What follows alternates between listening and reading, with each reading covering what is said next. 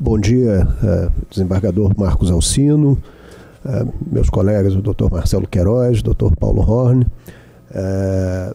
Esse falar especificamente de infraestrutura, e grandes eventos nos remete um pouco àquilo que o Dr. Marcelo Queiroz vinha falando agora. Eu vou procurar complementar o que ele falou no sentido da questão que se refere ao legado, mas não ao legado especificamente de infraestrutura, como está aqui no painel, mas ao legado legiferante que proporciona essa infraestrutura. É uma forma um pouco diferente da gente entender o que propiciou todo esse movimento preparatório que gerou a infraestrutura que nos trouxe até as Olimpíadas e o que ficou depois dela.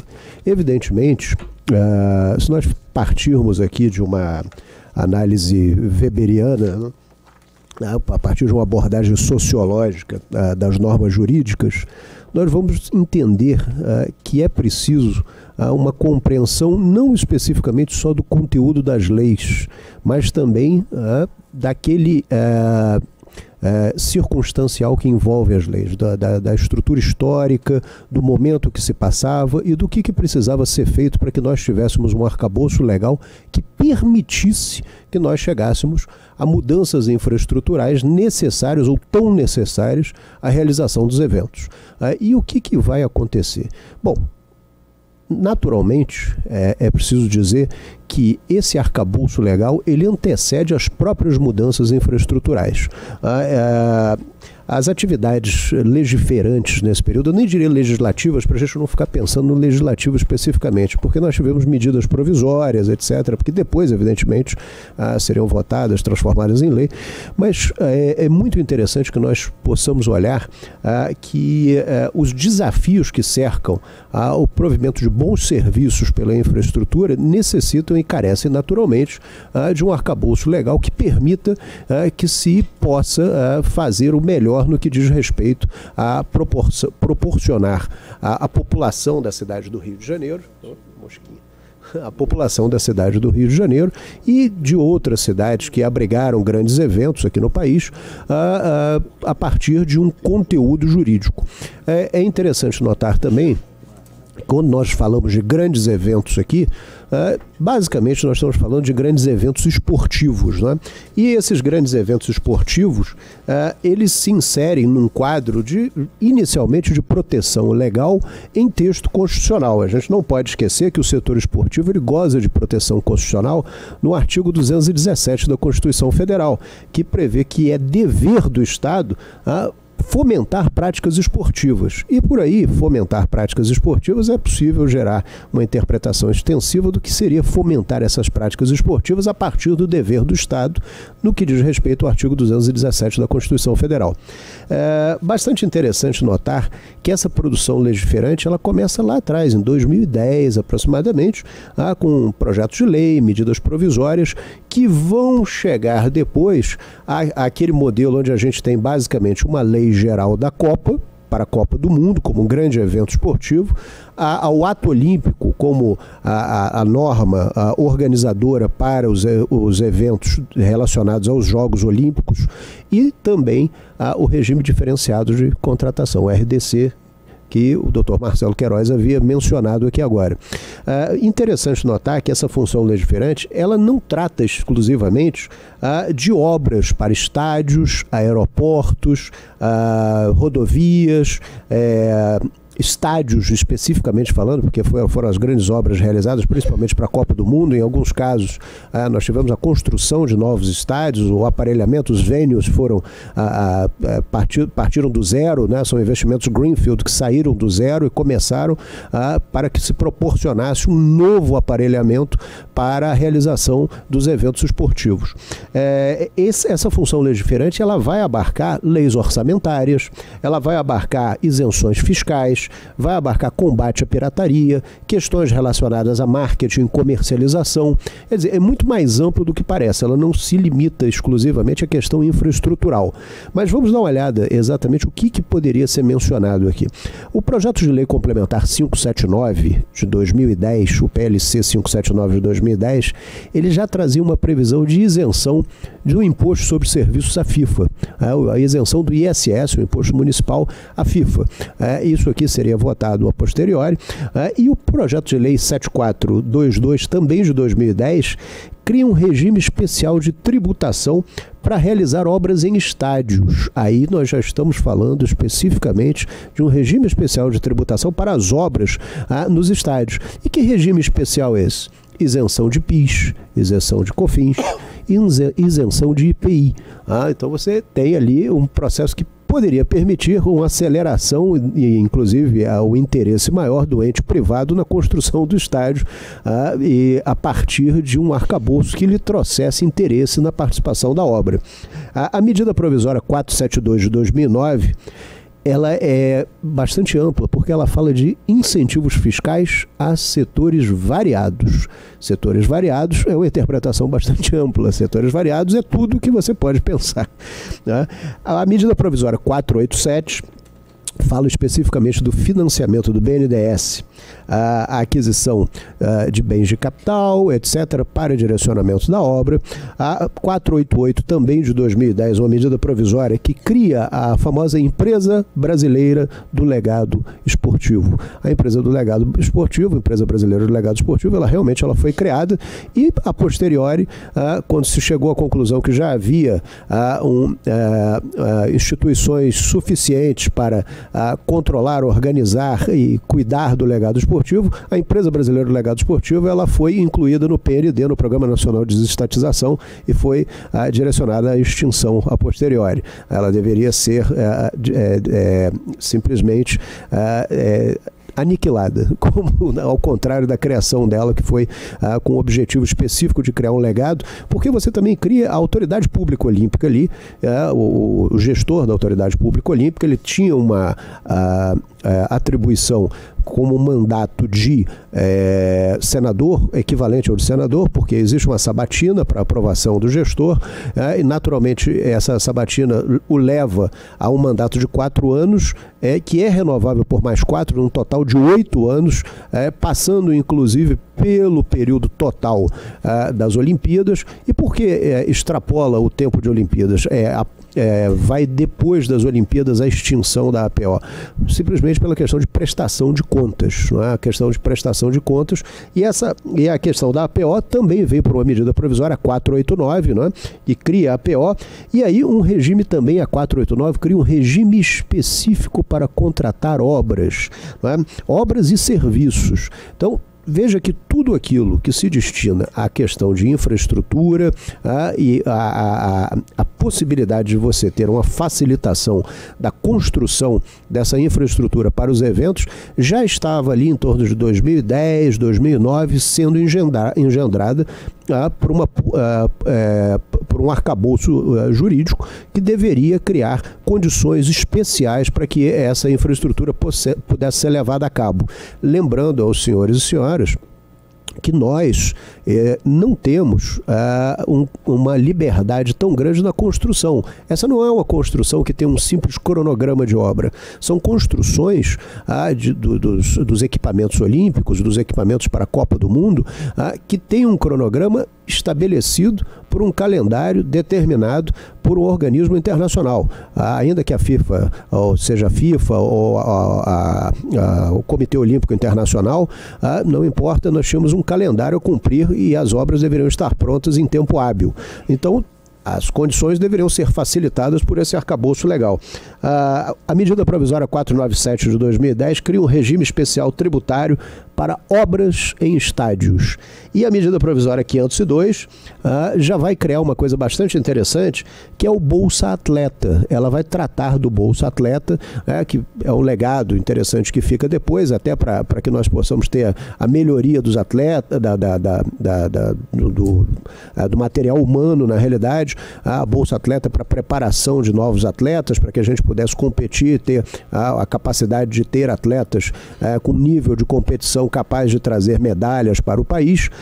E todo esse processo é interessante. Por quê?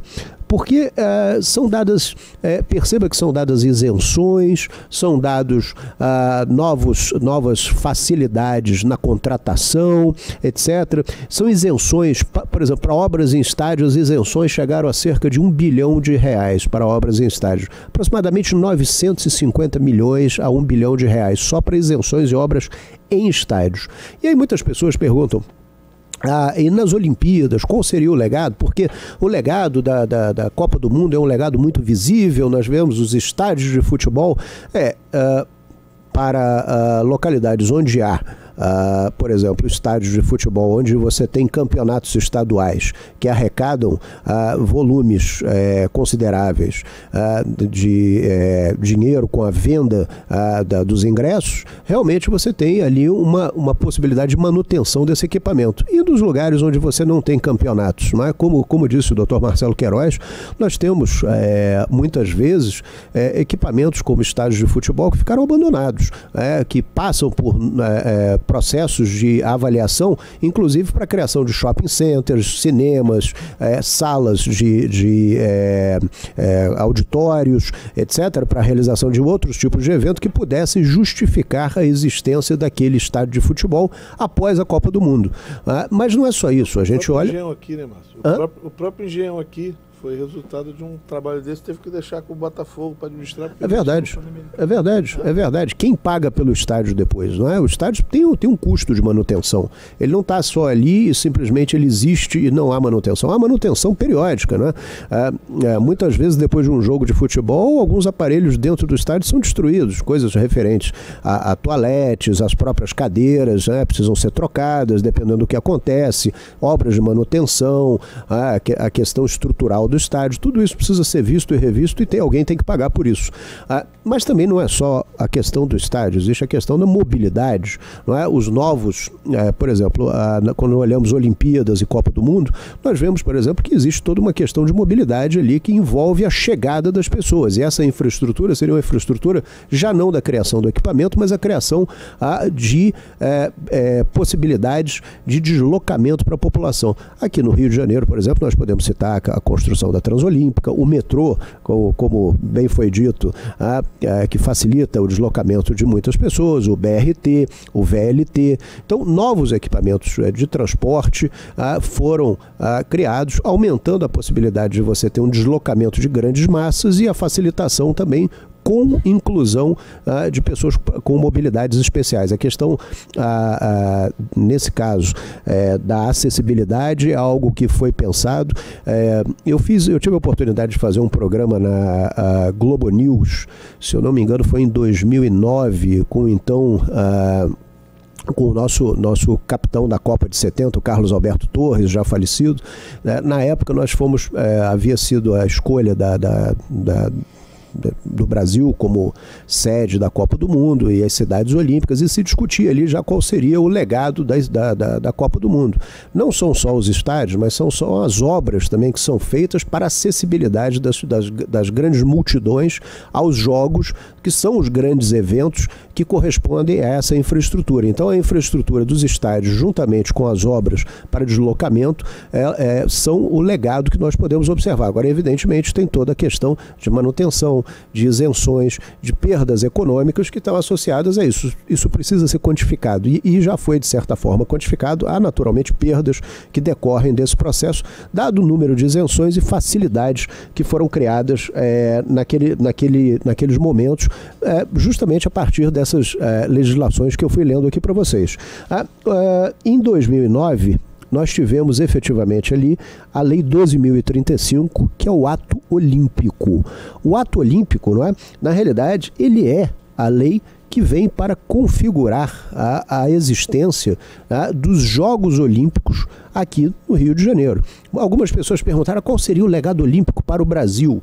Aí numa época, alguém me disse assim, olha, se as Olimpíadas são no Rio de Janeiro, todas as obras serão no Rio de Janeiro. Então não há legado olímpico para o Brasil, há um legado olímpico para o Rio de Janeiro no máximo. Seria mais ou menos como uma senhora ou um senhor fazer uma plástica de rosto e todo o resto do corpo continua velho.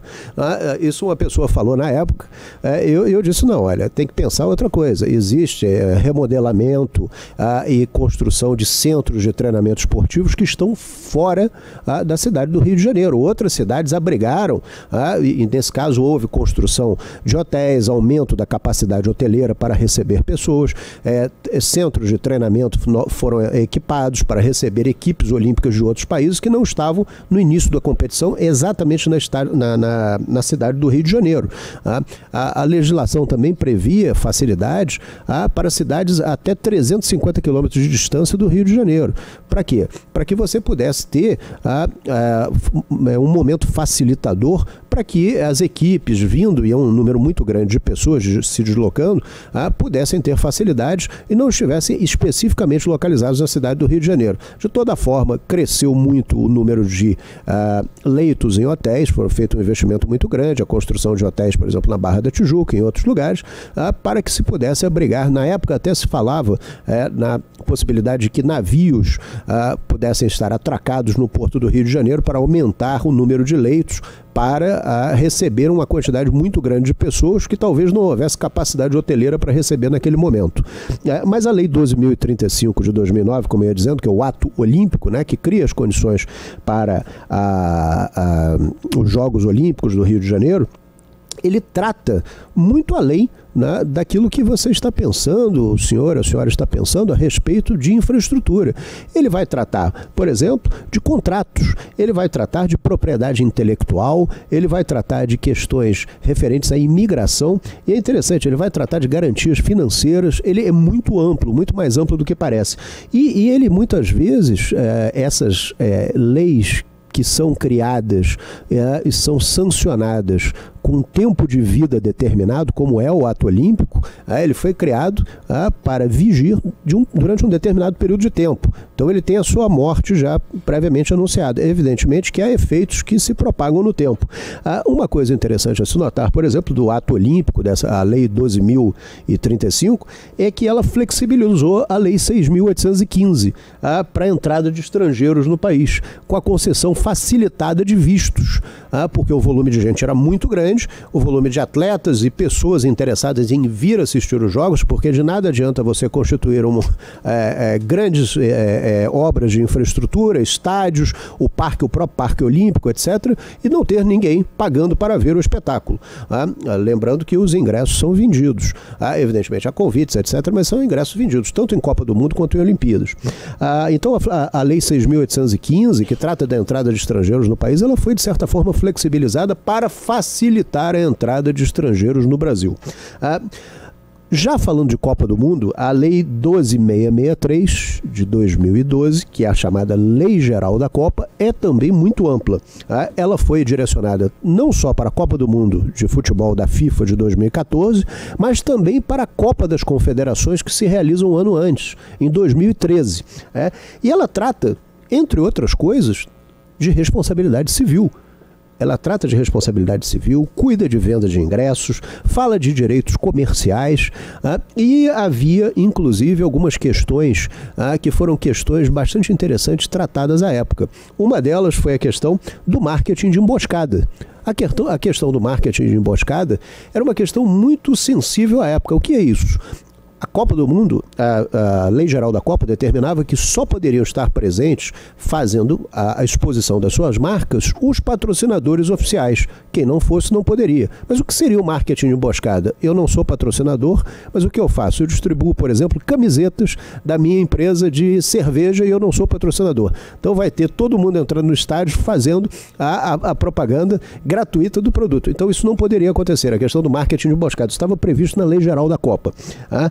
Uma outra questão que se levou à época era a questão do excesso, por exemplo, de renúncias fiscais e decisões que fossem favoráveis a uma entidade privada que é a FIFA. Então, à época, a ação direta de inconstitucionalidade, a ADI 4976, foi julgada pelo Supremo e houve uma decisão favorável à constitucionalidade da Lei Geral da Copa, porque se falava que colocava em risco a soberania nacional uma lei temporária, extemporânea, colocada para vigir em determinado período de tempo, que tratava de determinadas coisas, inclusive criando determinadas condições ali que criariam choques com posicionamentos locais. Por fim, eu cito a Lei 12.462 de 2011, que foi sancionada, essa diferente das outras duas. Nós falamos do ato olímpico, da Lei Geral da Copa, as outras duas tinham tempo de vigência.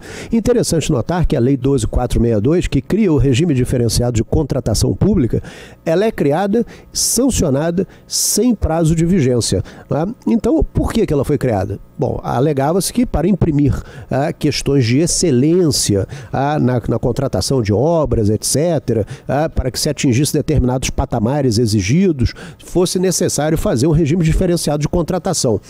Na realidade, ela modifica o ambiente regulatório nacional. Ela, para licitações públicas, ela cria até um sétimo modelo que vai se ajustar àqueles outros 6 que já existem. Né? Muito interessante notar que isso é para contratação de obras, produtos e serviços. E praticamente ela coloca, de certa forma, para escanteio, a Lei 8666.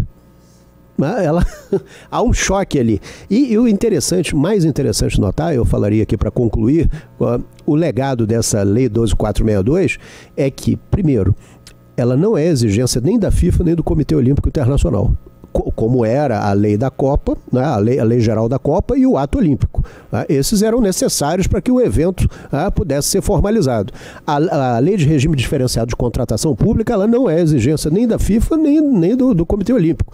E foi sancionada sem prazo de vigência. O resultado é que ela vai efetuar resultados, vai imprimir resultados, por exemplo, sobre o Programa de Aceleração do Crescimento, então existente, a Lei 12.688, sobre obras do PAC, sobre obras para o setor de saúde, modificando a Lei 12.745, sobre obras para o setor de ensino, a Lei 12.722, e sobre obras de estabelecimentos penais, de construção de estabelecimentos penais, a Lei 12.980. Interessante, então, perceber como é que essa lei, ela progride no tempo, realiza resultados, interfere em outras leis, modifica outras leis e cria um ambiente regulatório completamente distinto daquele da Lei 8666. Bom, isso é o que eu tinha para falar. Eu acho que é interessante notar a questão por um arcabouço legal que conduz às necessidades e seus efeitos no que diz respeito à criação de infraestrutura, e esse arcabouço legal ele é até mais amplo do que diz respeito especificamente e exclusivamente à infraestrutura. Ele é bem mais amplo, traz modificações e tem efeitos sobre todos nós, porque nós somos os contribuintes e nós precisamos estar sempre atentos. Muito obrigado, bom dia a todos.